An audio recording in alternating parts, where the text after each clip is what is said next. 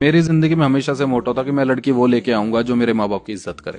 Same मेरे साथ भी है, उस लड़की के माँ बाप की इज्जत मैं करूंगा, मेरे पीछे से भी और मेरे आगे से भी। कल को मैं रहूं ना रहूं तो मेरे माँ बाप के साथ एक इंसान होना चाहिए जो उनकी देखभाल कर ले। तो वही सोच के मैंने उन्हें पसंद किया था और मुझे वो चीजें दिख गई थी, हमें बात करने की भी ज्यादा जरूरत नहीं पड़ी। तो मैं बड़ा घरेलू टाइप का इंसान हूँ। मैं बर्तन भी धोता हूँ, आज भी धोता हूँ, घर में कपड़े भी धो लेता हूँ, वाइफ के सब कुछ काम कर लेता हूँ, मिल बांट के करते हैं। मैंने हर चीज अपनी बताई कि मैं इतना कमाता हूँ, ये करता हूँ। उन्होंने मुझे एक चीज बोली थी, ये सब जानने के लिए मैं यहाँ नहीं आई हूँ। इस तुमसे ज्यादा भी बहुत कमाने वाले हैं और तुमसे कम कमाने वाले बहुत। मुझे इंसान की जरूरत है। और सेम फीलिंग मेरी थी कि मुझे इंसान की जरूरत है। तो जिससे ख्याल मिले ना, जिससे बात मिले, जिससे मन मिले, जिससे इमोशन मिले, उससे प्यार करो। रूप रंग एक वक्त के बाद ढल जाता है, क्योंकि कब और बीमारी और कब ये भुखमरी आएगी आपको भी अंदाजा नहीं होता है।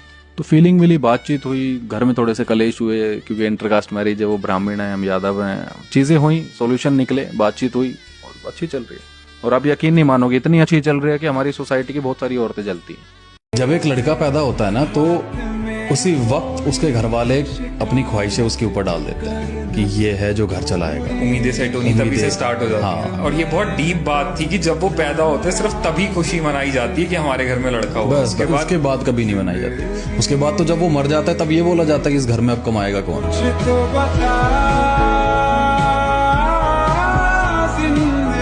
यार हम लड़कों को ना कुछ नहीं चाहिए, हम सिर्फ प्यार के भूखे बैठे हैं।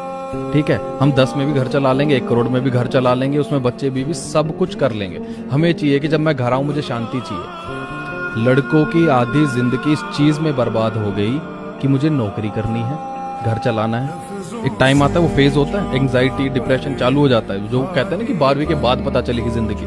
वो हुआ, फिर शादी होती है, अब बीवी की जिम्मेदारी आ गई, फिर बच्चा हुआ, उसकी जिम्मेदारी। और जिस दिन उसे पता चलता है ना कि मेरे घर में डाइवोर्स की नौबत आ रही है, उस दिन उससे पूछो, वो बंदा सर पकड़ के बैठ जाता है कि मैं बच्चे को पकड़ूं एक हाथ से बीवी को पकड़ूं, मेरे माँ बाप पीछे खड़े और समाज मेरे आगे खड़ा है, कहाँ जाए।